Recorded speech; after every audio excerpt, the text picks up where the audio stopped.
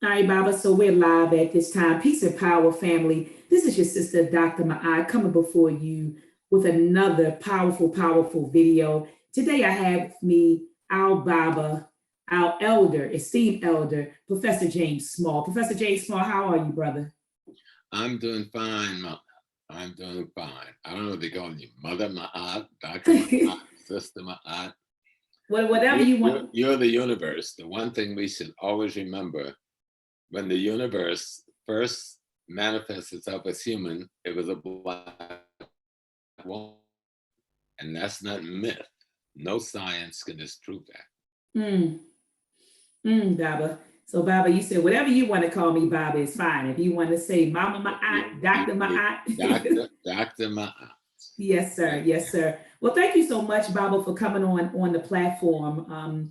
I know that it was kind of like an impromptu sort of meeting. I called you earlier this morning, and I said, Baba, I said, Baba, I really want you to come onto the platform to talk about the African American identity, because Baba, I'm looking on social media, and you have African American people who are ashamed of being African Americans. And so we sort of cling on to a lot of other titles. We want to be everything but an African American.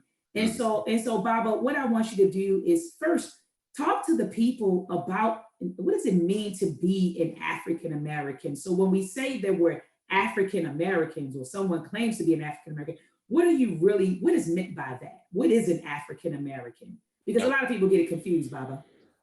I know. I'm going to put on my red, black, and green necklace. See my red, black, and green? With the I see it, Baba. I see it. So, because that's our color, we have a flag. We have one of the oldest African flags in the world. At the time, the Honorable Marcus Garvey brought us that flag, and it was endorsed by our people, over 1 million people around the world. There was only 2 African nations with the flag, and that was Liberia and Ethiopia. So we have the 3rd African nation flag in the world. And if you just think of that, it wasn't a flag white people gave us.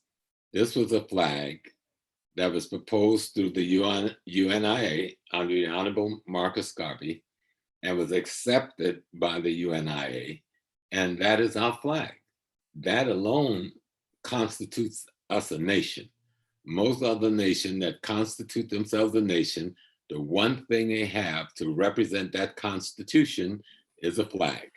Right, Baba. The red, the black, and the green. And the green. But let's just deal with the word, which is not a new word. African American people say, oh, well, Jesse Jackson brought that. There were organizations of African Americans going back to the 1890s and earlier. But one of the ones that's recorded is 1892. A group of Black women from Rochester, New York, had formed an association called the Afro-American Association. They teamed up with T. Thomas Fortune, who was the largest Black newspaper owner in New York at that time, and working as a part of the Tuskegee Network under Booker T. Washington. He would later, after Booker's death, become the editor of the African World under the Honorable Messiah Marcus Garvey. In 1892, he formed an organization called the Afro-American League. Okay. And it was and that is the political organization that morphed into the Niagara movement and then the NAACP. We can say what we want about the NAACP, but the intent of Ida B. Wells and W.B. Du Bois and T. Thomas Fortune and the others was not what it ended up being. Their intent was trying to find an organization to fight the battle of that time. Now, other people were able to come in with their money and other things and subvert it over the years. But that organization was founded by majority Black people who did work with some Irishmen and some Jews. And we lost control of it in terms of its methodology by the 1920s. But in the beginning, the organization that became the NAACP was the grandchild of the Afro-American League, that was founded in 1892.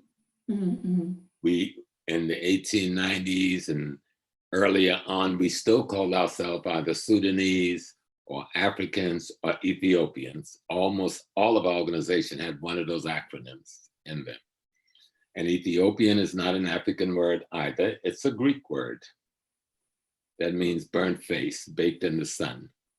But we use it like it's an African word because we adopt it.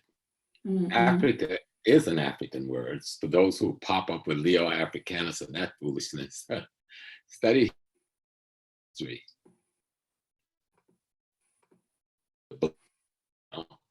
Who lived in Tunisia and Algeria, their tribal name or ethnic name was Afriye or Afri. The Romans' acronym for land, when they conquered that area and called it Carthage, the Roman acronym for land was Ka. So they said they were going to Afri land, where the blacks lived. And their word for black was Morush, which is the Greek root word for black people. And that is the word that got anglicized as Moors. So just a little history tidbit people need to work with when we talk about identity. We're talking about the same people. So if you're an African who was captured, as many of us were, and there were Africans living here before the slave trade who had migrated here from Mali and other parts of Africa because we were going back and forth for centuries, okay, for trade reasons and other reasons, and we didn't enslave nobody. And there were Africans who was here before the Africans from Mali and the other places came. Because Africans are the indigenous population in every land in the world. We're indigenous in every island in the Pacific. We're indigenous in India. We were the indigenous people in China. We were the indigenous people in Japan. We were the indigenous people in Central South America. We were the indigenous people in Australia and Tasmania. So why wouldn't we be the indigenous people in North America? So for some of us who's saying, oh, they were these indigenous Africa, like they dropped out of the sky. No, they came from the same place everyone else came. They migrated here from Africa.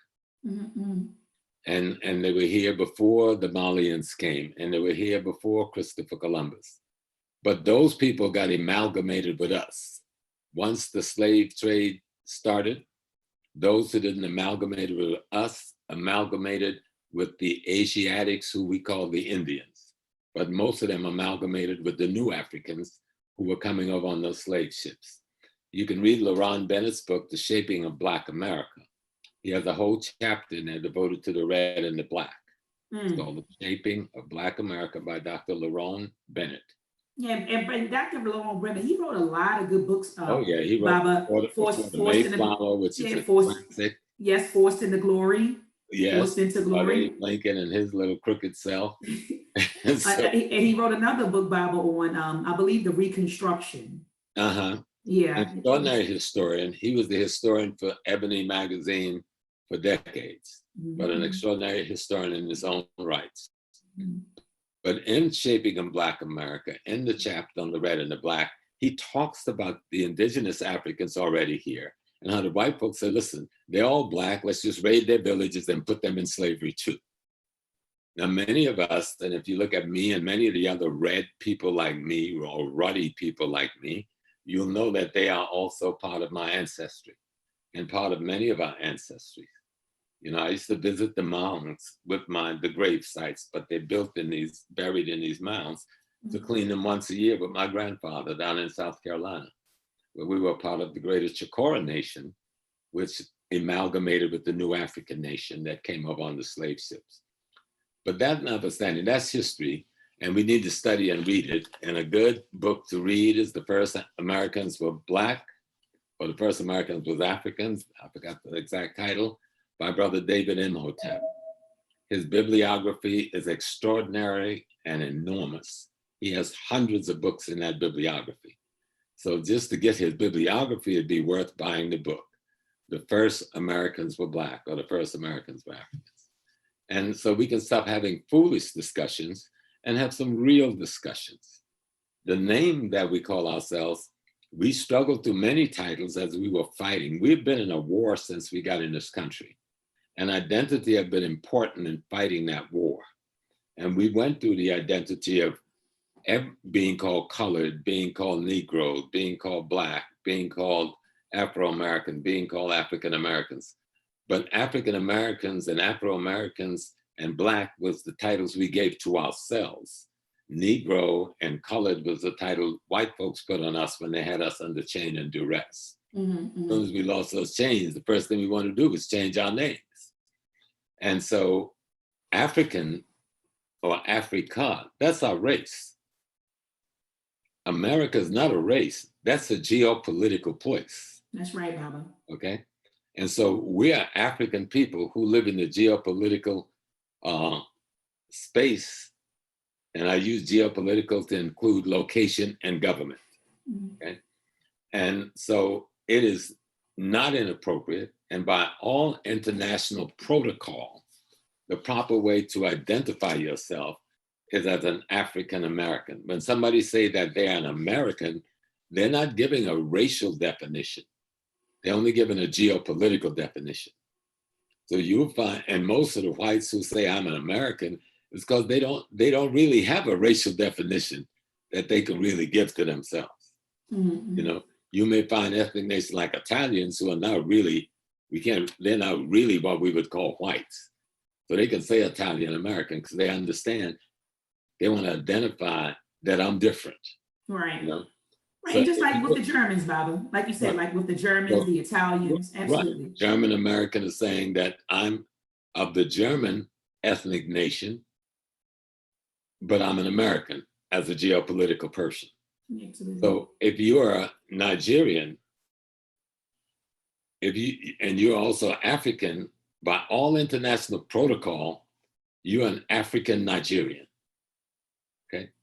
If you're from South Africa, where you have white people living and Indian people living and Jewish people living and Chinese people living, the Chinese in South Africa don't just say, I'm South African. He says, I'm Chinese South African. He makes himself clear. Okay. Your racial name is one thing, your geopolitical name is something else. If someone comes here from Ghana, they'll tell you I'm Ghanaian. That's not a race. That's not even an ethnic group. That's not a tribal group. That's a national name. That's a geopolitical name. So the average person that comes from Ghana can say, I'm Ashanti. That's my ethnic name. I'm Ga. That's my ethnic name. I'm Ehwe. That's my ethnic name. You know, I'm Kohuman. That's my ethnic name. But my geopolitical name is Ghanaian. I'm a Ghanaian. And so if you live in America and you're an African, your racial identity, because we are one of the few African nations, if not the only one, that identify themselves and their ethnic name also as their racial name. Okay. We say we are African. We don't say we're Ashanti or Igbo or Yoruba. Those are ethnic African names. An Igbo is ethnically an Igbo, but racially an African and geopolitically a Nigerian. And none of those titles are a contradiction. We are Africans, and why African is most appropriate for us, because having come here on the multiple slave ships and having merged with the Africans who were already here, we represent the largest African gene pool in the world. There's no ethnic group in Africa that contains as many of the gene pools of Africa as the ones in the United States of America. So calling ourselves African is very appropriate because we're saying we are the race. We contain almost all of the race because they brought us from all over Africa and we amalgamated into one people. And so we need to get a deeper understanding, and all these things is worth discussing and arguing, but you don't argue your history and your genealogy like you're a street thug on the corner, worrying about whose drug space this is. You know, if we're going to argue these things, we argue to find the facts of what makes it legitimate or what makes it illegitimate.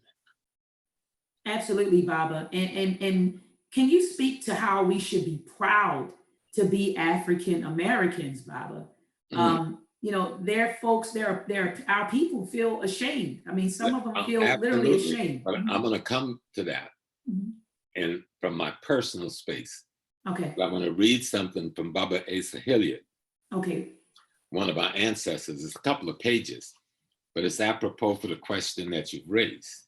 Yes, He sir. wrote a small, tiny book. I think it was the last book he wrote before he died. It's a yellow book with an Akan ideogram on the front. And it's called African Power. Mm. And Dr. Hilliard told us, he said, we must further grasp, or I said, we must further grasp what Dr. Hilliard means when he informed us that we are involved in a culture war. Mm. And I'm going to really come back to that near the end, a culture war. Because many of us don't understand what culture is. They don't understand how we are in a culture war. And if you don't win the culture war, the economic and the political victories are meaningless. I will attempt to expand our topic with excerpts from the summary of this book, Dr. Asa Hilliard's, called African Power. And the subtitle is Affirming African Indigenous, and listen to this now, these are two important words, African Indigenous Socialization. Indigenous means the ways of our ancestors, and socializations mean how we get our values, our interests, and our principles. And we have to do this in the face of the culture war. But Dr. Hilliard said is one of the greatest obstacles to our clear vision and healthy growth as African people is the lack of unity. And we all say that, but he goes further. He said, this is no accident, as the Ma'afa separated Africans from traditional spiritual values, family, culture, and land, forcing a total disconnect. And this is the piece we need to get, and that's why people are having the issue, because they're disconnected and don't even realize it. It forced a total disconnect with the healthy African foundation. African religion, speaking traditional languages, using Africans' names, and more. African propaganda machine, the newspapers, the televisions, the movies, the record industry, etc., succeeded in enforcing a mental disengagement between Africans and anything African. Okay? African propaganda machines, the music in America, even when we're singing it, the movies, the books in schools, the kind of games we play and the rules around baseball, footballs, and these other things has caused a mental disengagement between Africans and anything African. And the lingering results has been mental and social confusion. That's what we hear over the internet all the time. Social confusion being articulated as political points of view, which has prevented Africans from being themselves. This lack of unity is in direct rejection of indigenous African principles. And remember that, people, indigenous African principles. Because if you don't know what that is, whatever you're fighting for isn't going to get you anywhere, because it isn't what you should be fighting for. You should be fighting to restore indigenous African principles, which promote a strong sense of community. There's no need to struggle to change the minds of those who make a personal choice to function as an individual and not as a member of an ethnic family. Because we African Americans is the definition of an ethnic family. But we do not need to be clear about who choose to be in the family, or we do need to be clear about who choose to be in the family and who prefers to be an individual or just happen to be Black. Restricting one's identity to physical characteristics is equal to acquiescence to European domination, strategy of ethnic cleansing, and cultural genocide. People often confuse race with ethnic and cultural identity. Those who benefit from the oppression of African understand that cultural disorder and family disunity facilitate the process of domination and control. Africans facilitate this process when they disclaim or sell out the African family and identity as a Lone Ranger. And so when we think deeply about what this whole question, I'm an African American. I live in America. I'm not an African Ghanaian. I'm not an African Nigerian. I'm not an African Trinidadian. When somebody says they're from Trinidad, nobody argues with that. Trinidad is a place, not a race. When somebody say I'm from Jamaica, they say, yeah, man, but nobody argues with that. Jamaica is a place, not a race, okay? Someone from Jamaica is an African Jamaican, if he's African. Someone from Trinidad is an African Trinidadian, because in Trinidad, the Indian make it clear, I'm Indian Trinidadian. The Chinese in Trinidad make it clear, I'm Chinese Trinidadian. We just say I'm Trinidadian. How can you be a place? That's a fact, Baba. Africa is our race. America is our geopolitical place. We pay taxes here. We vote here. We pay mortgages or rent here. We work here for our income. We send our children to school here. How can you disassociate that from your identity? The question is, what do you do with that to make your identity yours? And you know, some people go, oh, Black Americans don't have a culture. All peoples have a culture. According to the Nigerian historian, one of my Babas, who's now an ancestor named Baba Akinjobin, Professor Dr. Akinjobin, he said culture is all of the things that's in the life of a people. Your music, your dance, your food, your dress, your ideas, your medicine, your herbology.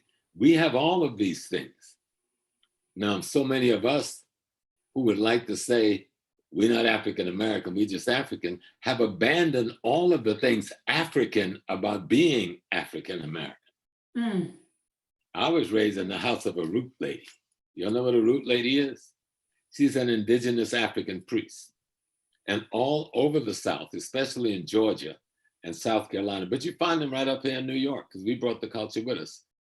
These indigenous healers, who we call root people or root workers, who use the herbs and the faunas and the roots in the forest as our medicine, because when I was growing up, we couldn't have no doctor come on the plantation I grew up on. Once a month, the white doctor came through. So if you were sick anywhere in those other 30 days, you was in trouble, right? And so my mama was the physician. That's what a root doctor is. She's an indigenous priestess, or an indigenous priest if it's a root man. He or she is the healer. Mama delivered 140-something babies. She's the midwife. She does the herbs and all the other things that community needs, and give counseling. And so African culture is alive and well. If you don't believe it, read the works of Zora Neale Hurston. How many people are listening to us know who Zora Neale Hurston is? You know, she wrote a number of extraordinary books. So just look at the works of Zora Neale Hurston, who was writing on the Gullah Geechee culture. And the Gullah Geechee people isn't just a few people from the islands off the coast of Georgia. That's what white folks got you thinking. Nearly all of us in America who are African can claim that Gullah Geechee heritage. Because most of us was on the East Coast, and then we migrated with our slave owners to Alabama and Arkansas and Mississippi and those places. But we all come out of that Gullah Geechee space between Wilmington, North Carolina, and Gainesville, Florida. And most of us on the mainland, not on islands. But white folks wanted to steal the islands, so he created his usual exotica, this exotic African, different and special from, so white folks can rush down there and see them so they can begin to buy up the land to be a part of this exotica. And so we've lost most of those islands. But thank God most of us didn't even live on the islands. We lived on the mainland. And we migrated all over America. But back to the definition of an African American. One has to know what the words mean. Africa is our racial identity. America is our geopolitical identity. I don't live in France, so I'm not an African Prince. I'm not an African German. I'm not an African British. I'm an African American. I live in America. This is the geopolitical space where I've got to provide food, clothing, shelter, safety for my wife and my children and my grandchildren and my friends and etc., my community.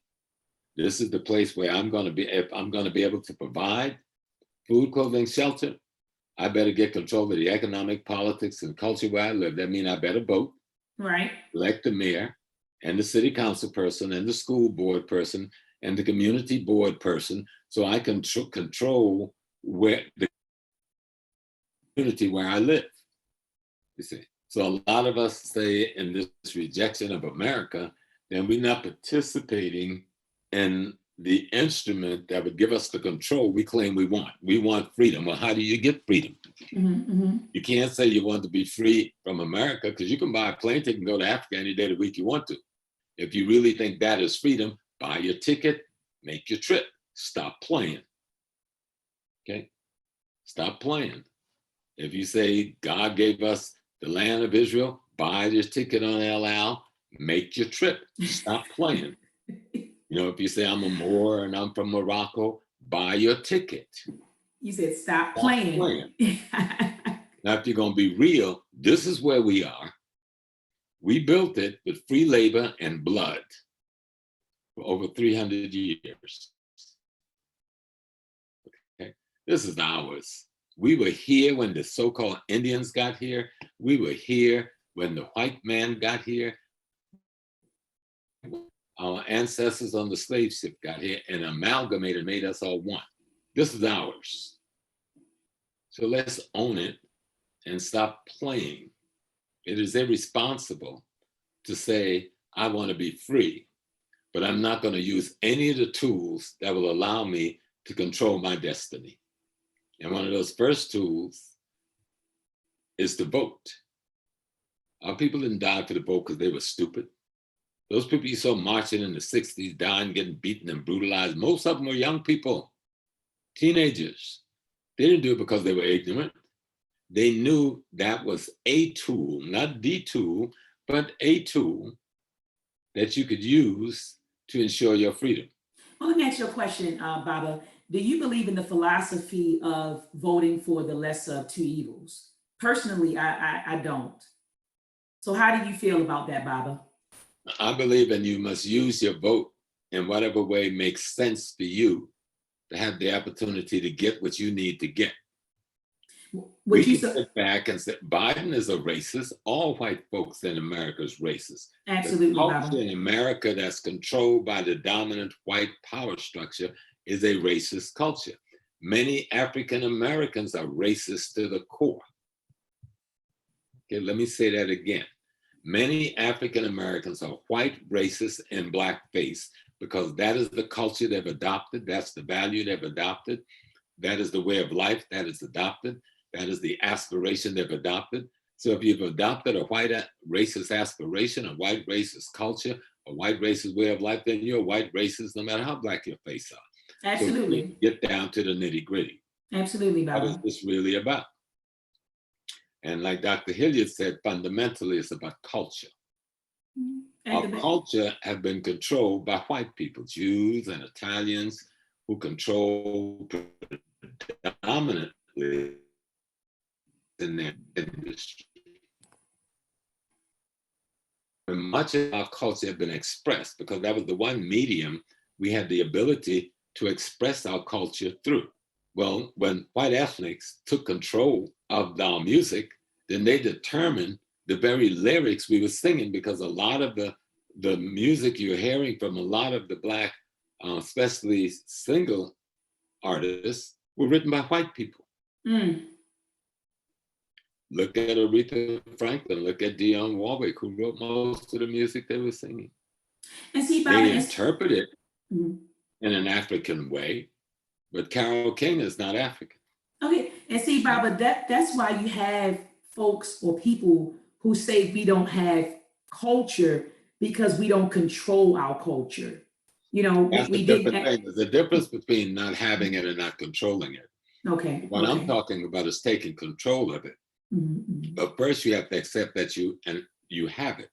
Mhm. Malcolm X said, and he's one of my beloved teachers, a cat having kittens in an oven don't make them biscuits. So Africans born in America, you still got your African culture. You may have to display it differently because you now live in a hostile environment. And during the enslaving process, we were in an extreme and an extraordinary hostile environment. But even then, even the way we speak English, when you hear a Black person speak English and a white person speaking, don't you know the difference even with your eyes closed? Absolutely, Baba. Absolutely. Right. Because one is speaking English with an African cadence and another is speaking it with a European cadence. One is speaking English and talking English using an African grammar structure, and one is using a European grammar structure. But we don't even know we had a grammar structure, those who are holding this argument. So they need to learn about Ebonics. And what our brother, I forgot the brother name who wrote the literature on Ebonics, using the term Ebonics to describe our Creole. We accept that the Haitian people have a Creole, that the Cuban have a Creole, that the men in a Creole simply meant that you take your indigenous language and you merge it with some part of your captivator's language to create a separate, a new language. Well, we did that in America, you know, but they call ours bad English. Bad English, exactly. And Baba, did you Nobody notice? in Haiti is called bad French. Nobody in Puerto Rico is called bad Spanish. Nobody in Mexico is called bad Spanish. The Spanish they speak in Mexico, the one they speak in Dominican Republic, Cuba, and Haiti is not the Spanish that's spoken in Spain. And Baba, over here is mixed with the African and indigenous people language and the grammar structure. Absolutely. And Bob, I just wanted to interject really quickly. The brother who came up with the concept of Ebonics, remember, he caught a lot of backlash from the community. Not only just from white folks. Yeah, he caught a backlash because you actually had, you know, from Black folks who said, wait a minute. That's from Negro. Absolutely, Baba. Boy, he was getting it heavy from the white folks, but he didn't care about that. He expected that. But I don't think he knew he was going to get the kind of backlash he got from the Negroes. Absolutely. When we came to this country, we didn't speak English. They didn't want us to read. They didn't want us to write. So they did not teach us their grammar. What they taught us was their vocabulary so that we could communicate with them. But what we did was took their vocabulary and overlaid it over our African grammar structure. So if you went to Georgia, I don't speak it anymore, you know, intentionally. My place in Georgetown, South Carolina, and my sister would say, boy, what you to do ya anyhow? You know, or you would say, I ain't have to do that thing no how, no way. Now you may understand no how, no way, but that's redundant in English, but it's not redundant. Because see, in most African languages, one word or one phrase could mean 4 or 5 different things. And that's a fact, Baba. Yeah, it's the pitch at which you pronounce the phrase or the word and the emotion with which you use it. And that's what we did with the English language. We used an African grammar structure and an English vocabulary system, and we created our own language. We use it every day in what we call the ghettos. We see as different from anybody else speaking English in New York, but we won't accept it as being our cultural creation. So we go along with them thinking we speaking bad English. Bad English. Rather than say, this is our cultural Creole. This is what we did with their English language, merged it with an African grammar structure and some African word with an African rhythm pattern in order to communicate, most times in ways that he couldn't even understand what we were saying, yet we were speaking the same vocabulary he spoke. That's some deep shit, you know. Right. Think about it. Absolutely, Baba. So Baba, you're saying that we definitely need, as African American people, to take control of our culture. Oh, absolutely. And then what are your thoughts on then, after we take control of our culture, reforming it or restructuring it to ensure that it empowers us, Baba? Remember, culture isn't just music. It Right. isn't dance. It isn't theater. Those are the tools of the culture. The Absolutely. essence of the culture is the ancestral indigenous principles and concepts I spoke about in Dr. Hilliard's writing. Mhm. There's an ideology that undergirds it that's based on communal, collective, and cooperative. The way we used to treat each other, not just in the South. We did it in Chicago when we first came, in New York. If you didn't have any rice, I had some rice. You send your child over miles to tell Miss so-and-so, tell Miss Pigeon, could he send me a cup of rice? And Mama sent you 2 cups of rice. Tell Miss Pigeon, I'm sending her this bacon because my husband brought home some extra pieces. The communal, collective, cooperative, cultural value system that wants to allow us to survive at the most basic level, we've lost it. We've lost it because we've become individual white people in blackface. Come on, Bobby. Trying to hide behind the name Africa while not practicing anything African. Bobby, if I had a bomb, I would be setting bombs off right now. That'd be a nice bomb, you know. So Ooh. not to hurt nobody's spirit with this conversation, but we've got to deal with realism. The brother got killed, murdered in Minnesota yesterday. And I know all of us saw his murder live and up front. My brother's been calling me, they were angry, they want to know what to do, they want to take to the street, they want to take some people out. But me losing you isn't going to further my struggle. We've killed them before and that hasn't changed anything. If we want to change the police department, let's have a national movement to get young black men and women on the police departments in the neighborhood where we live. Let's have a national movement. Don't punk out on that. Don't say, I don't want to be a pig. Then what do you want to do? Leave the white pig there to keep murdering and brutalizing you? Come on, Bobby. You call that responsible? Let's find out what it takes to pass these police exams. All right? Let's study for them in groups. And let's go down there at exam time and take them. Because we know you can pass them. We know you can pass the physical, where they're going to try to block you on the third piece, which they call the psychological, which is the interview by some little racist nobody, and will reject you because of your feelings and your belief. That's where we come in as the community to back your shit up and make sure that don't happen. But let's sit around talking and crying, because you ain't going to shoot nobody except one another, so stop it. History had already showed you up with all that bad talk.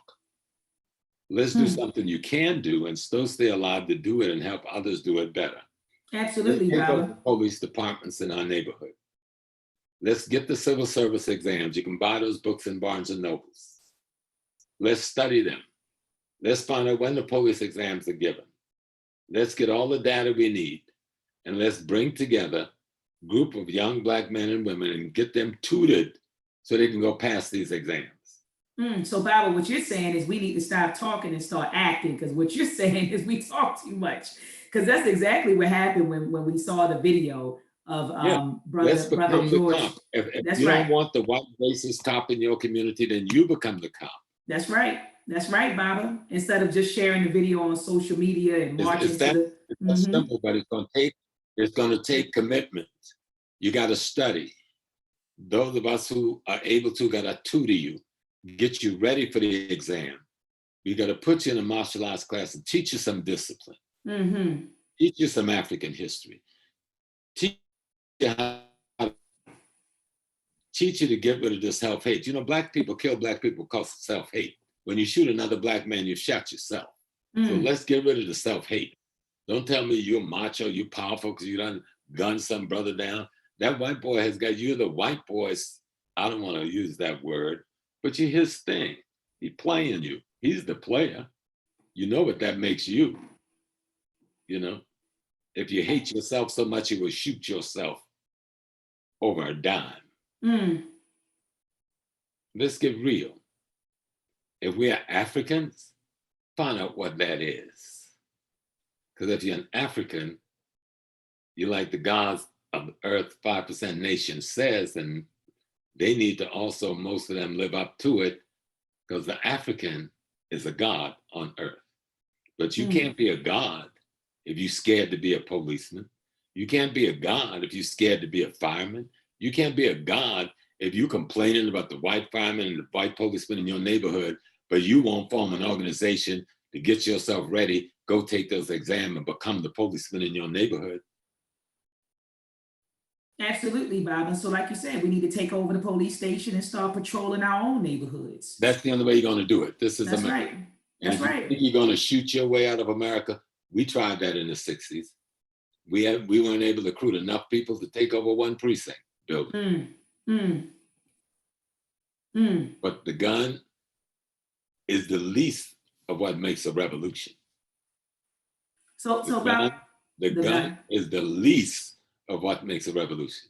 Well, the revolution starts in the mind first, Baba, right? Revolution is in the mind. That's right. The mind has to be based on concepts, ideas, and principles that come from your indigenous African belief system. Ashe. If you want to be free, don't fight to be free to be a white man in blackface so you can get a job and a business and exploit people like he does. If you want to be free, find out what the African was before he met the white man and become that again. Except now you become that with the knowledge of the white man so he can't trick you again. And he can't jam you again. Let's stop playing. Talking tough is not being an African, okay? Threatening people is not being an African. Insulting one another is not being an African. That's not what being an African is about. We're the human being. We're the gods of earth. But we have to find out what does that mean, you know? And that means you have to be a principled human being. That means you have to be of a family. Absolutely. Let me just give you a breakdown real quick. Okay, go ahead, Baba. We can come back. First, you have to be an individual of principle and quality. And that individual have to find a mate of principle and quality and form a family that you'll build of principle and quality. And then join with other families of principle and quality and build neighborhoods. Then join with other neighborhoods of principle and quality and build communities. Then join with other communities of principles and quality and build a nation, all right? And that means you gotta control the economics, the politics, and the culture where you live. It means you can't be running into these other ethnic groups, stores, spending your money and ask why you ain't got a job, fool, or why your son don't have a job, or your husband don't have a job, or your wife don't have a job, or because you just gave your money to somebody else so that their children can have jobs. If you don't own that store, don't shop in that store. If you can't work in that store, don't shop in that store. The bottom line is, if COVID-19 has given us the opportunity to do anything, it has showed us that we can survive without all these other ethnic, non-African people. Money and open our own stores. I don't want to see, I'm glad to see you got locks. I'm glad you don't have a bunch of hair attached or glued to your head that was sold by another ethnic group that wouldn't urinate on us if we were on fire. We see how they're treating our people in China today. And that's nothing new. That's how they've always treated us. Our brothers and sisters from India control the hair trade. They got women who just grow the hair to be cut, and they won't even let you in on the hair trade business. That's right, Baba. Most of that hair is sold to you, so you can pretend you're a white woman. Come on, Baba. Great hair. Look at me. And you done spend all that money to have something glued to your head. Glued to your head. And then, Baba, look, they got now with these weaves, it's pulling the hair out of the scalp of women. It looks horrible. I've seen it in my own family. Yeah, it looks horrible. That wouldn't happen in my household, but I've seen it with cousins and nephews and nieces and other people. Absolutely. And I'm not saying it as an insult. I'm saying as a wake up. Come on, Baba. All right. The first beauty products in this country, I know we like to say Madam C.J. Walker, but it was Sister Malone, the lady who taught Madam C.J. Walker. See, they made a movie the other day and they didn't tell the truth. All right. This sister opened a college called Poro College. Those college when she died in 1957. Madam C.J. used to be a salesperson for her. She was the first Black person to sell her products at a World Fair, at the Chicago World Fair at the turn of the 20th century. And Madam Walker learned her craft from the sister and then improved on it, you know. And those two women became the two first Black millionaires in this country, you know. Yeah, and Baba, one thing that I didn't like about how they told the story was they made it seem like they were arch enemies during And the they weren't. series, and they weren't. They were sisters. They worked together. This woman was older and she taught Madam CJ. Madam CJ was one of her top salesperson. She at one point, Sister Malone had 10,000 Black women working for her. Back in the turn of the 20th century, do you understand that? 10,000 Black women working for her. And Baba, look, I was going to my bookshelf for those who want to read about Annie Malone.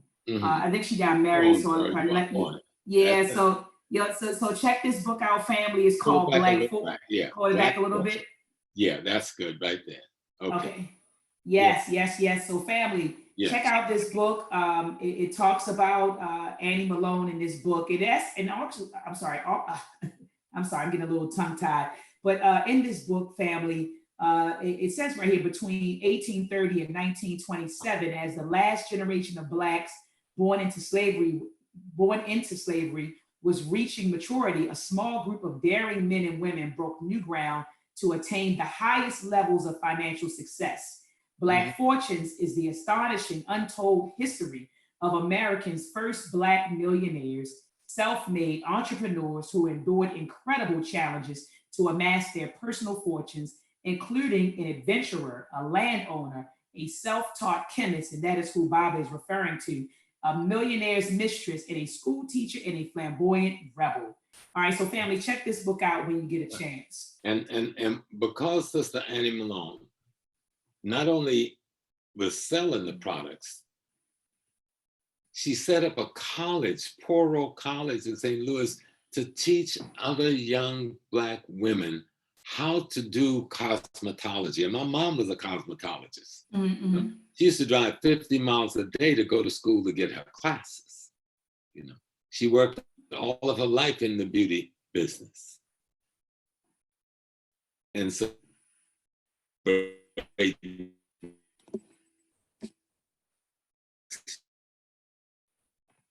Mom used to pull up the grass, and the grass had these long roots, and we practiced on the roots of the grass once you dried it out. But the point I'm making is that in order for us to understand what is an African American, we have got to understand history. We have one of the most extraordinary histories of any people in the world. We are the only African nation in the Western Hemisphere that had to survive and thrive in a majority white state. Haiti was a majority Black place. Jamaica was a majority Black. Cuba was majority Black. You know, Dominican Republic was majority Black. Brazil was majority Black. They had a minority white ruling them. We had a majority white ruling us. You gotta understand the implications of that. And we didn't just get freed by some white soldiers. On Monday, the 25th, we were celebrating Memorial Day. But that was started by some Black women, and it's called Declaration Day. They started that in 1865 in Charleston, South Carolina. That's right, Bob. Folks stole it from us and gave it to Waterville, Connecticut, or someplace, and said they started it. But the good thing is that when the brothers and sisters started this in Charleston, it was so phenomenal that even the newspapers from New York came and wrote about it. So there's all these records, so they can't hide it. But we've got to be looking for it. And what those Black women who initiated the move did was to go to this prison camp, which was a horse racing place where the Confederate had the Black and the white prisoners from the North and had killed them and buried them in a shallow grave. They went there and then got the Black men of the community, dug them up and buried them in real grave and put markers to their grave. They sure did, Baba. The next year they came to celebrate them with 1,000 young Black girls. This is the newspaper that they're reporting. 1,000 young Black girls, children, wearing white, leading the Memorial Day parade, followed by about 1,000 Black women wearing white and all carrying bouquets of flowers to place on the grave of those black men and those white Northern soldiers that fought for their freedom. And they call it Declaration Day, the day we declared our freedom. Absolutely. And Bob, I just want to add that Professor David Blight wrote a book called Race and Reunion, where he provides details Girl, for what Bob. It's your sister, Baba, look, Baba, you talking to me, Baba. Come on, Baba. But yes, David Blight. Yeah. That's what you got to do. You got to be up on it. And David Blight did an excellent job. Absolutely. In that document. And in the Civil War, that was our war of liberation. In the 54th, there was 2,000 of us fighting from the North. In the South, Harriet Tubman was working with the 1st South Carolina Volunteer. There may have been 3,000 or 4,000 of them. In Mississippi, I forgot who the white general over there, but he had another 4,000 or 5,000 folks fighting with him. And then you had all the other black folks who they call contraband, close to 1 million, working to bolster the Union Army or fighting with that army. So nearly 1 million African Americans was engaged in fighting that Civil War. And without us, they would have lost it. Because it was after the Battle of Gettysburg, which is in Pennsylvania. That's way past the Mason-Dixon line. The Confederate was about to kick their behind. And that's when Lincoln signed the Emancipation Proclamation. Okay, he said, we need the black folks. And that's when Fred Douglass and Harriet Tubman, who had been trying to get him all along to bring blacks into the army, that's when he made the move to organize the 54th. But blacks in the South was already fighting with Sherman and Howard and Greene, these are Northern generals in the South. So without us, they never would have won that war. We'd all be whistling Dixie. Oh yeah.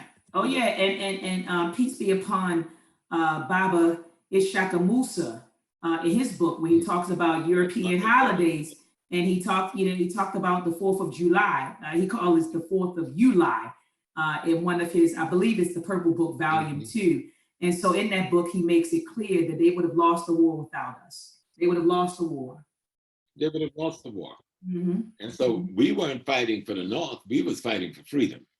So the Civil War really was our war of liberation, but nobody want to call it that. See, because if you call it that, it gives us a power that even we don't want to give to ourselves.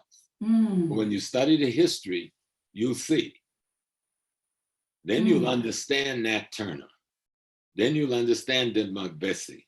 Then you'll understand all of the others. You'll understand Harriet Tubman. And they were only the few we know. They were over 200 armed rebellions in this country. Most of you don't know Forrest Joe. I even got Sister Maat on Forrest Joe. You got me on that one, Bob. I was hanging with you for a few minutes, but you got me. Yeah, he was a guerrilla fighter. Okay.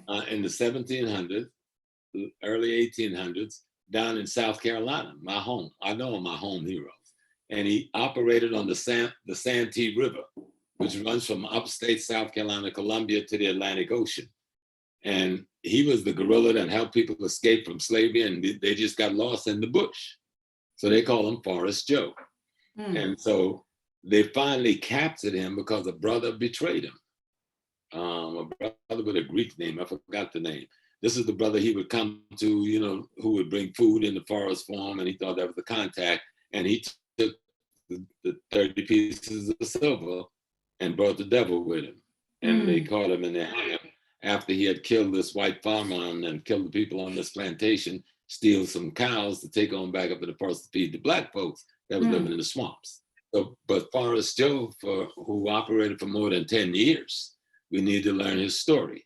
When they talk about Francis Marion the Swamp Fox, they don't tell you that most of the people fighting with Francis Marion were black folks. Now they made a movie called what's that? The Patriot. The Patriot. I never saw it. It was a movie called The Patriot with this white guy, because one of these famous white actors, and he's hiding his family out in the swamps of South Carolina with these black folks. And the people who were helping to make up his guerrilla army to fight the British is these black folks, because they just kind of played on a little bit. But Francis Marion, the Swamp Fox, who was one of the great heroes of one of the great guerrilla fighters in the American Revolution, Most of those soldiers were the black Maroons, the black runaways who joined him to fight the British. Mm. So we just need to, if you want to know who the African American is, don't get stuck on something new that some white guy is trying to get people to come to his plantation museum in New Orleans saying this is the biggest rebellion. That's not the biggest rebellion at all, you know? And that was late in the game and only lasted a few days and they got caught and got hung. So how's that the biggest rebellion in the history of Black people? Keep to sell us things. It was a rebellion and the brothers and sisters involved were commendable. They were our revolutionary heroes. But the biggest rebellion in the country was the Seminole Wars. Okay? The Seminole, what the people call the Seminole Indian, there's no such thing. Seminole is the English corruption of Cimarron, which is the Spanish word for runaway slaves. And you remember at the time, the Spanish ruled Florida. And so they labeled the Blacks who was escaping North Carolina, South Carolina, Georgia, coming down there as the Cimarrons. That's where the word maroon comes from. See, maroon is the anglicizing of the Spanish Cimarron. Yeah, so we got to learn how to play with this English and this language or etymology, like my boy, the traveling Moor, like to talk about. So the Black folks who escape and go into Florida, the Cimarrons, the runaways, amalgamated with a group of native people called the Red-Tailed Creeks.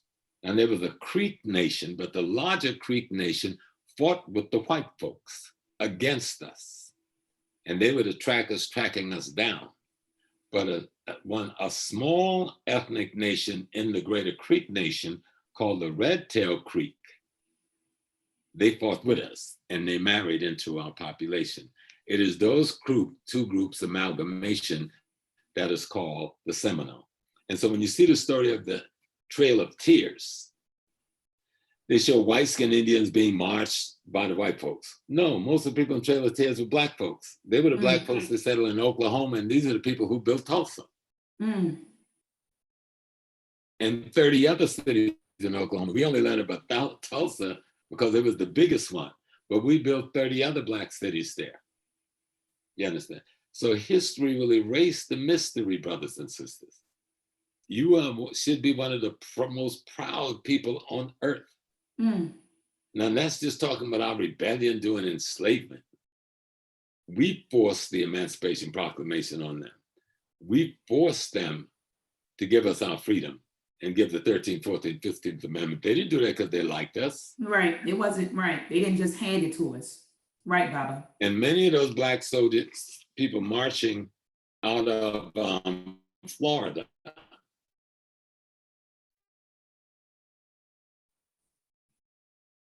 was a Black man, Mexico, all right? And fought with the Mexicans against the Spanish. And then later, they would come back, some of them moved back to Oklahoma. So we need to learn our history. We have an extraordinary history.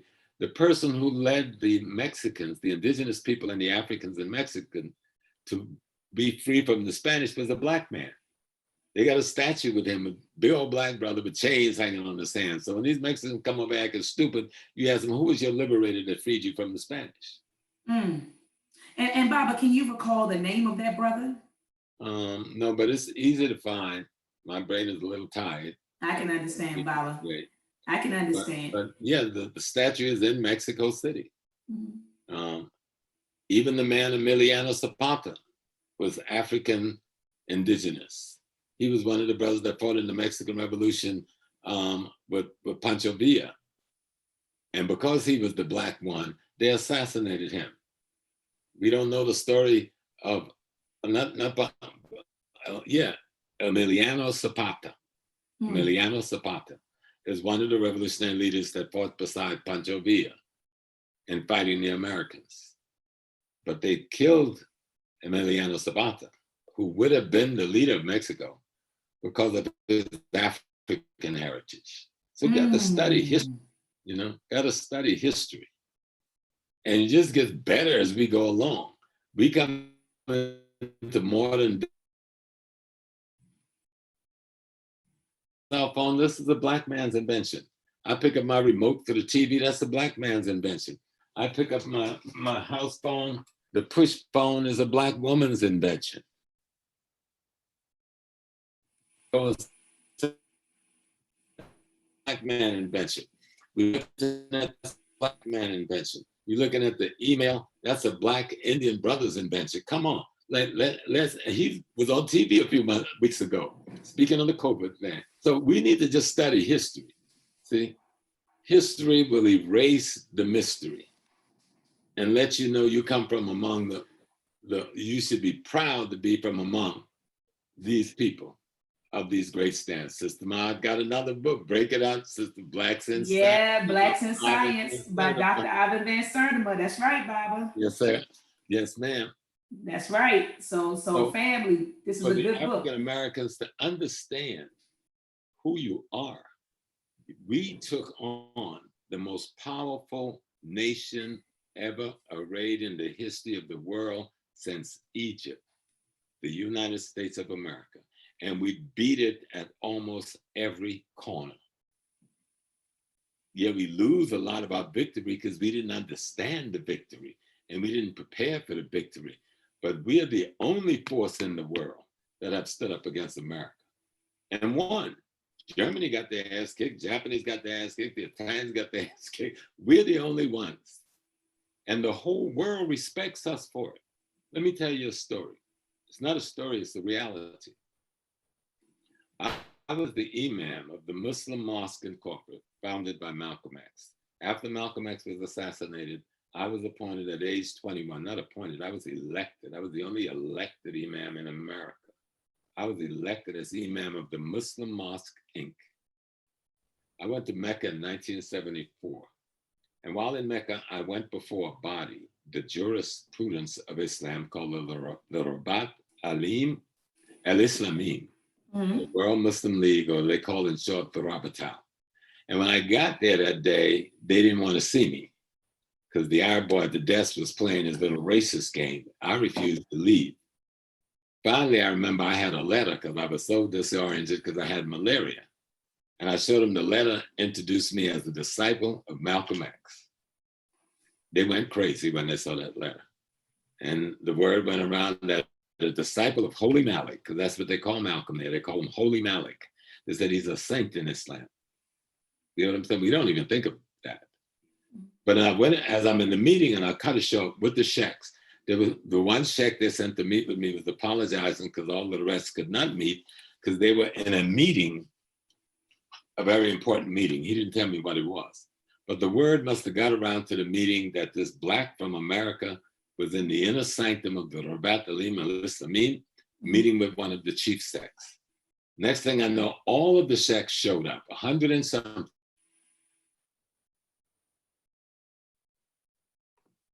When they heard I was there, tell them to stop the negotiation. And this was the Muslim guerrilla army out of Philippines that was fighting against the Marcos government. So the members of the Marcos government, the Rabat al-Islamim, and the guerrillas were having trying to negotiate peace in the Philippines. You know how big that was? That was huge. One Black American was there in the citadel of the Rabatal. They stopped that negotiation because they said, we want to meet him. After all of the sheikhs came in and they presented, we had some drink, some hot, bitter stuff they gave me, but it was cool. When they passed me that tray, I said, oh, they poisoned Malcolm. I would not touch this stuff. I said, no, don't let them think you just trust them. So I reached out and got me a cup and I drank it. It was the bitterest thing I ever drank in my life. Everybody else smiled and they grabbed their cup. Then the young men came in. Into the room come about 20 young men, Filipino guerrillas, armed guerrillas of the jungles of the Philippines, who had taken on the Marcos army and the American government. And they walk in that room and they open up and made space for them to come before me. They were wearing black berets, black t-shirts, black leather jackets, black pants, black jungle boots. And they came in front of me and fell to their knees and raised their fists and a clenched fist and go, Black Panther. the implication of that, do you understand the implication of that? That they stopped the negotiation between a mighty nation and a guerrilla army to come and meet one black man from America, because I symbolize struggle and resistance against the American tyranny that everybody in the world respects us for, except us. Except us, Baba. And so, Baba, like you said, we come from a rich history that we need to acknowledge and teach to our babies and be proud of.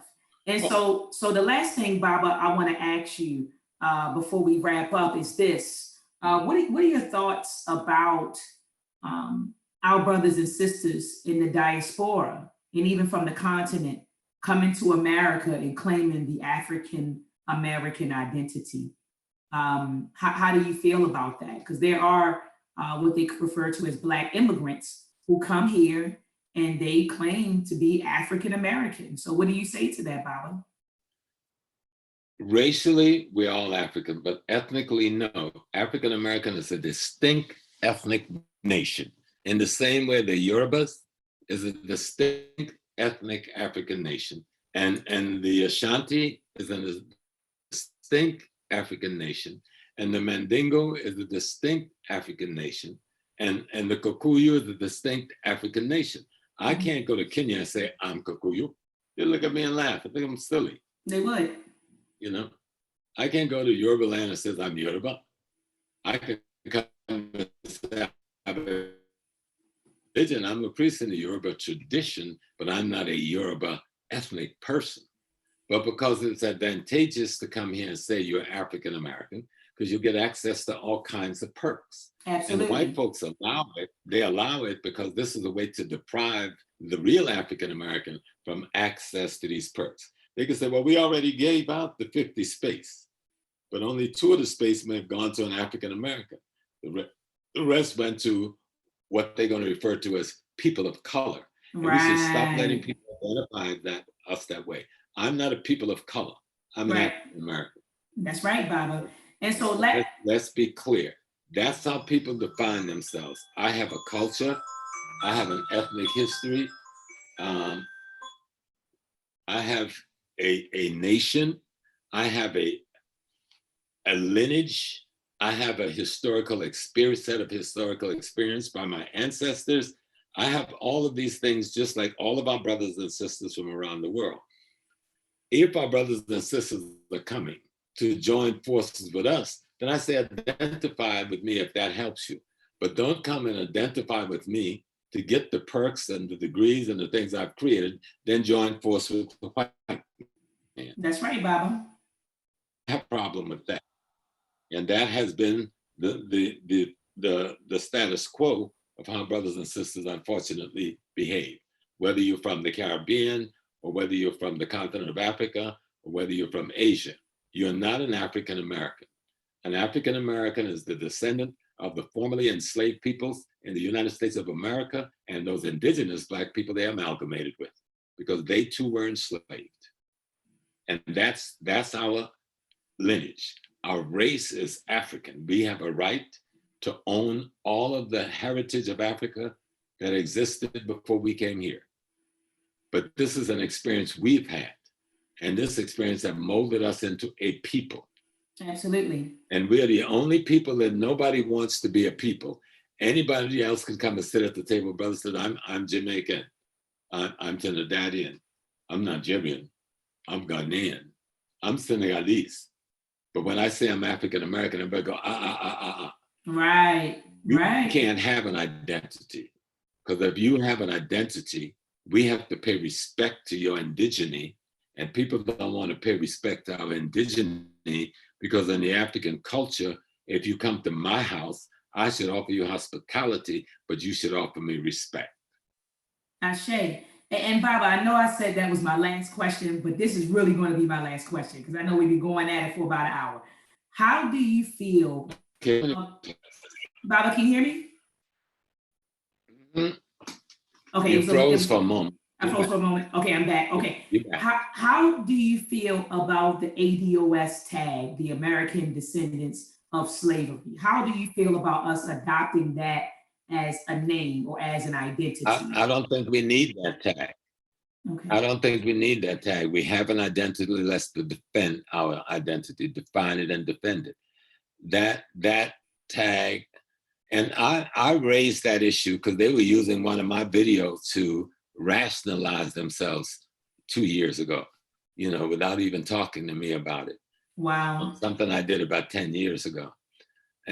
But like I just said, the African American, as we define ourselves, we are the descendants of the indigenous Africans who was here when we came on, when some of our ancestors came on a slave ship, and those who came on those slave ships and amalgamated with them and was enslaved in the United States of America.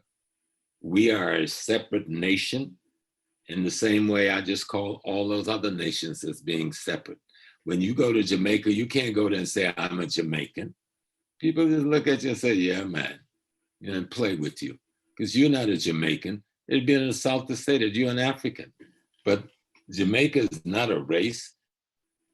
It is an ethnic of Jamaica. We need to just start getting appropriate and real, because we never really have defined ourselves. And some people say, well, we're Moors.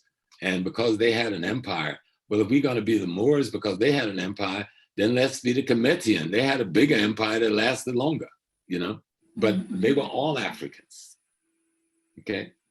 Even if that name wasn't being used then, and the Moors is not an African word, that's a European word.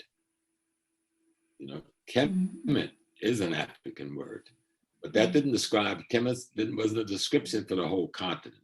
It was a description for the Nile Valley civilization. There were civilizations before Kemet, and there were civilizations after Kemet. And all of them were extraordinary in their own way. But the African American, we've had an experience that nobody else have had. If you come from Nigeria, you didn't have this experience. If you come from Jamaica, you had a similar experience, but you didn't have this experience. You didn't have to grow up in the house of a majority white man. You were in a house with a majority Black people with a minority white man ruling you. And that is important to understand. Because when the Civil War started, there were nearly 300 to 400,000 free Blacks in America already. And the largest free Black community in America was not in Boston or New York, it was in Mississippi. Okay? So there are things we need to know about our history that will let us see who we really are. We fought in every war in this country. Teddy Roosevelt, they said he went up San Juan Hill. That's a lie. It was the Black Buffalo fighters that defeated the Spanish and took San Juan Hill. And after the battle was over, Roosevelt rode up there as a photo op and wouldn't let any of the Black soldiers ride with him who had won the battle. So we need to know history. Erase the white mystery. And we can work our Black miracle. Dr. Nobles told me that. I like that. I love that, Baba. You said, know our history to erase the white mystery. And then what was the last part, Baba? And to work out Black magic. And to work out Black magic. Well, Baba, thank you so much, Baba, for coming on the platform. Go ahead, Baba. I would like to just talk about one other person before we go. Okay. Her name is Sister Maggie Walker, and I know you know who she is. Yes, sir. Yes, sir. She's a Black woman born in slavery, built the biggest bank in America, Black bank in America by 1929 in Richmond, Virginia. They just put up a big statue to her down in Virginia last year. And when the stock market crashed in 1929, her bank didn't crash. It was the only Black bank that was functioning, right, Baba? It was about the only bank. Yeah. She bailed out the main white bank in Richmond to keep them afloat. And I believe that Dr. Amos Wilson speaks about her in his book, Blueprint for Black Power. He talks about that, in the section, in the chapter entitled Black-Owned Banks. Now, she was the president of the St. Luke Benevolent Association, but it was a whole organization around her. And most of these women were Eastern Stars and the brothers were Prince Hall Freemasons. Another thing we need to think about. So when you go off on the Masonry, make sure you make a distinction between the Black Masons and the And the white. white Masons. That's right, Baba. There is a clear distinction, because maybe what they call Masonry is simply a fragment of the spiritual system of Kemet. Mm. And I believe that Anthony T. Browder makes that point in his book, From the Browder File. Mm-hmm. Yeah. That's one of my favorite brothers. I'm going to have him on the show. I'll be bringing him on probably within a couple of weeks. He's so hard to get in touch with. It's hard to catch up with him. You better get him now while yes. we got him at home. Absolutely, Baba. He's hard to catch up with him, but when I see him in DC, it's always love. Yeah, it's an honor, Sister Maat, Dr. Maat, to be with you. I like what you do. Thank you so much, Baba. Don't let nobody drag you off into foolish discussions that don't make sense. That's right, Baba. The facts on our history is written.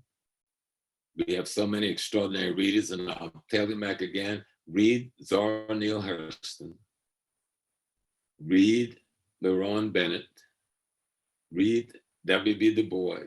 Oh, yeah. Read a sister named Dr. Tyene Wright and her works on Booker T. Washington, the Pan-Africanist. Before you dismiss Mr. Booker, you'll find that everything you're calling nationalism now, and that's what Booker told you to do back then, but you rejected it. Mm-hmm. You're a bourgeois white boy. And so now we're saying, oh, we need to plant our own farms. But Booker said that. We need to own our land. Booker said that. We need to build our own buildings. Booker said that. We need to make our own raw materials. Booker said that. We need to own our own business. Booker said that. Booker said all of the things that you're now talking about that we rejected, you know. I'm over here, Baba, in my life. That we need to do now. And before there was the first Pan-African conference call in England, Booker T. Washington had the first conference called the Conference of the Negro, or it was the Conference of the Colored People of the World. Girl, you always on it. You always on it. The Negro problem of Booker T. Washington. And he called a conference, and this is how he learned about Garvey, and this is how Garvey learns about him. Well, Booker was the most well-known Black man in the world at that time, long before the Honorable Marcus Garvey. But the British wouldn't give Garvey a travel visa to come to the conference at Tuskegee. But about 10 brothers and sisters from Jamaica did come. And they facilitated the communication between the Honorable Marcus Garvey and Booker T. Washington. And they were friends until Booker died. Booker was expecting to greet the Honorable Marcus Garvey upon his arrival, but I contend that Booker was murdered before Garvey could get here. That's why Mr. Garvey said that he was here to implement the Tuskegee model. So much of what you call the program of the UNIA was indeed the program of Booker Teleferia Washington, which Mr. Garvey referred to, according to Dr. Tony Martin, as the Tuskegee model. So we need to study history so we can get rid of the white man mystery that put all these division between us that don't belong there. Absolutely, Baba. Well, Baba, thank you so much for your words and your wisdom, Baba. I want to have you on more because, you know, you and I offline have discussed a whole lot. And so I would love for you to come back soon, Baba. I'd love to, Dr. Maat. Absolutely. And, you got a library. I love that. You see, Baba. Right here. I see yours. I see yours, and my family think. Baba, I'm telling you, I always give credit to Anthony T. Browder. Once I started reading his work at the age of 15, I became an insatiable learner, especially when it comes to knowledge of self. You know, I went from reading him to the work of Dr. Naeem Akbar, and then the Miseducation of the Negro, and I just kept reading and reading and reading. But I'm telling you, I have books downstairs. I have books in my bedroom, books in my office, and so I got books in the bathroom. Absolutely, Baba. Let's say it again. An African American, race and your ethnic, racial identity. America is your geopolitical identity. So when you're an African American, one is your race, the African, and the American, that's your geopolitical.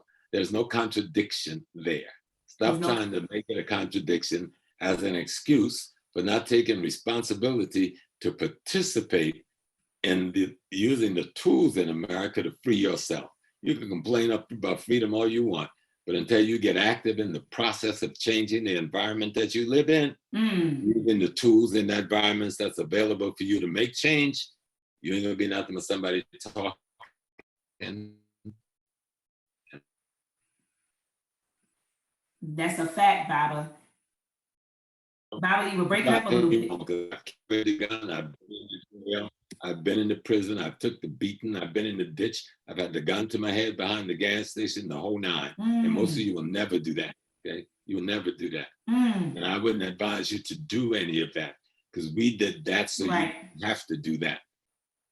But use the tools we've delivered in your hands. The tool of education. Malcolm X said, education is how we're going to bring freedom to our people. Malcolm X said, a ballot or the bullet, not the bullet or the ballot. Okay. Dr. King showed us how to use that ballot. But Dr. King in his last speech told you how to boycott businesses that ain't yours. He said, boycott Coca-Cola. Don't buy it anymore. Don't buy Wonder Bread. Take your money out of the white bank. Yes, this is Dr. King. He said, put your money in the black bank. Build credit unions, or put your money in existing black credit union. This is the last speech he made the night before he was killed. He needed to read his speech and stop making message to the one-liners that the white people put on, like, my eyes have seen the glory to come to the Lord, I fear no man. But that was the one-liner. The I Have a Dream speech was all about reparations, but you never read it, most of us. We went for the white man one-liner, I have a dream. Right. He didn't name his speech the I Have a Dream speech. That speech talking about the white folks had given us a check that had come back insufficient funds for the free labor we gave in slavery. So read the speech. Read the speech to be educated, be informed. Then go back to 1957 and read Dr. King's speech, The Birth of a Nation, that he wrote on his return from Ghana, where he had gone to stand with Kwame Nkrumah and in Nkrumah's inauguration. Baba, I might do a show on the birth of a nation by Dr. Martin Luther King. Let's go over that speech. Let's find the speech. You can get it online. It's called